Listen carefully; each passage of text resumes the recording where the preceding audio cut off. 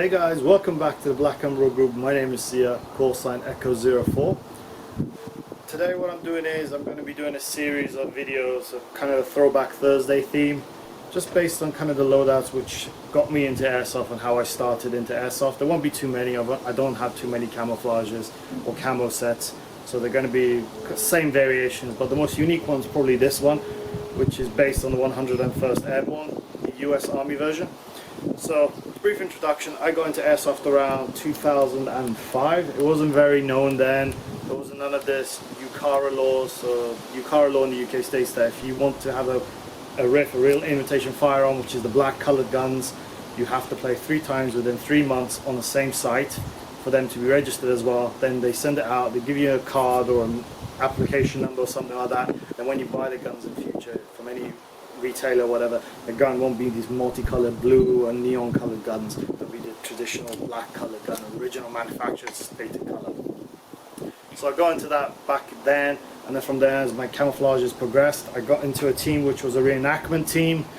They were very specific, ranks and everything based on the US Army infantry kind of looks. They wanted to do the 101st Airborne. We went to lots of shows and stuff like that, and then they kind of progressed more into the Airsoft side of it. Now, there's a bit of different variations on the kits between mine and them, because I did a little bit more digging in. I wanted more of a current look compared to them. They were more of the, say, pre-Iraq invasion times, or more in the middle of it. I wanted to go more further down the line, so my vest would be different from what theirs was back in the days. So basically, just even wearing this right now, I'm just, wow, this kit's so heavier compared to my CRYE CPC that I've got right now. These new slimline plate carriers, they weigh a ton. I mean, I'm just going to go briefly over what I have and how I've set my things up. I'll start from the top. This is a generic MICH Chinese clone helmet. You can buy any on eBay for 10, 15 pounds, $20, whatever. I've changed the straps to US Army issue ones from the real MICH helmets because I like the color and they look more authentic. On the side here, it's a genuine Surefire Helmet light, which has got the IR built in, and it's a blue and white one. At the time there was none of these rail systems, so it's just what you see. Top is a real ESS NVG profile goggles. I got them free from ESS. Don't ask me how, but I did. Underneath is the new generation 2 night vision mounts, which came with the new Rhino mounts, which has got the up and down, which I'll show you in another video with the different ones on my loadouts. On the back is this CRYE NAPE. It's supposed to protect your neck and everything. I don't know if it really does. Then inside the helmet, which I'll take pictures and show you later on, I have changed all the paddings to make it more comfortable for me and myself. The ones that came with the helmet are just junk, to be honest. So my glasses, not the ones I usually wear. It's sunny in my garden. We're in quarantine, still on lockdown in the UK, so I'm just wearing my goggles, my Oakleys. Usually I'll be wearing ESS glasses or Oakley and Friends or something like that. Anywho, gloves, Oakleys again, SI issue ones. I've loved them. Nothing's changed. I've kept them all this time. Only if the things change is probably the color. I've gone from like a tan version to more of these coyote, I don't know, coyote brown version, you could say. The vest. This is probably what's different from all my other team. The team all had the OTVs, which is the outer tactical vest, which is the interceptor body armor pretty much, which is the fold-over style ones. This is the IOTV, the improved version of it, which was the main difference was they were finding, well, back the US Army were finding soldiers if they were getting into scenarios that couldn't take their vests off, so they got this pull tab under here. You pull it and it will strip the whole vest down. I've never done it before, don't ask me. I don't think I could ever put the vest back together, to be honest, so I don't want to risk it. So that was the main difference. I bought this way expensive for the time, probably around 150 with shipping, probably $200. Now you can buy them on eBay for maybe 50 quid, shipped, maybe less even, I don't know. The UBACs, the combat shirt they say, it's from Massive Mountain Clothing. They are the ones who did the contract for the US Army at the time. I don't know if they're still doing it or not. It's a moisture wicking, really like thin, it keeps you cool. Even right now I'm sweating like mad underneath this, but it's actually really cool. The patches and all that are specific to the time and specific on how we wanted our loadouts with the ranks and everything. Sorry if we offend anyone with the ranks, but we're in the UK. Now when it came out to the way I've set up my pouches and everything, I've done it specific for me and only me. So how it works for me, I run a gas blowback, which I'll show you at the end. So IFAK here, which is empty. Now if I want to use it, I'll run my padding and put my nods in it. I've put it in, all the stuff in that, I've put it in a different vest. Grenade pouch, grenade in it.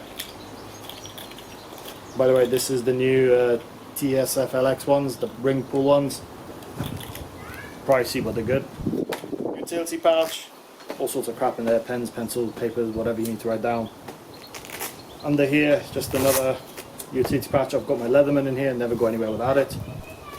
Then 2, 4, 6, 8 gas mag pouches, double stacked, because I run gas blowback, 30 round low cap mags, they weigh a ton, and I'm always outnumbered when you go out in a game, when you're doing 30 to compare to some monkey with 400 rounds in a full high cap.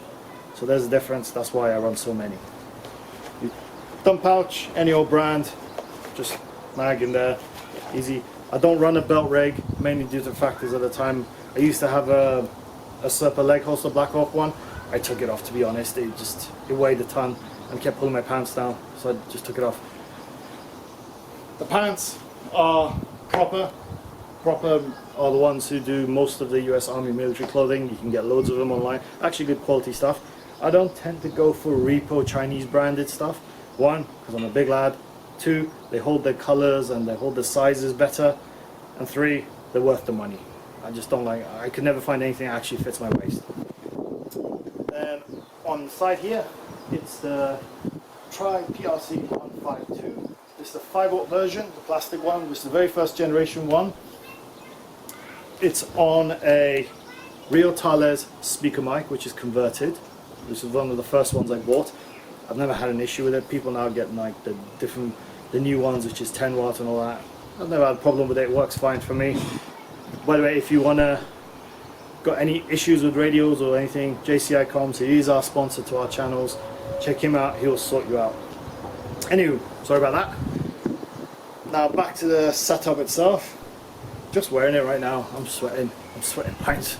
This thing is heavy. It is generically really genuinely heavy, and I don't know, I can't think about how I've been wearing this for so many years. But it's cool, you know, it brought back a lot of nostalgic memories.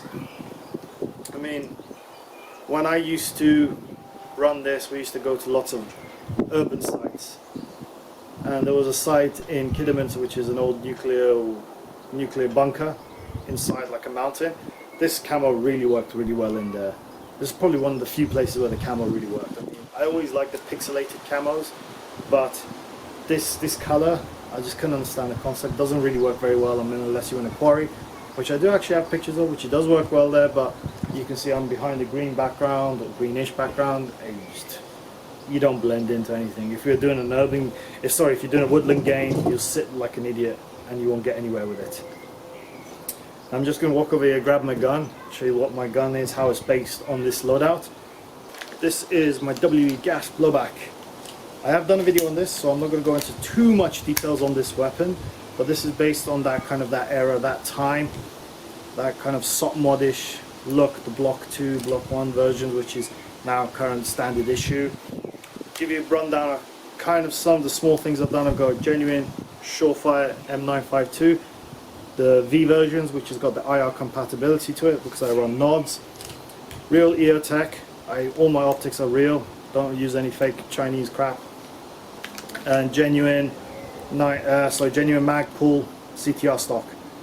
And I've got a real Knights armament stock rail system underneath, because that's how I liked it. I want everything to be real all the time.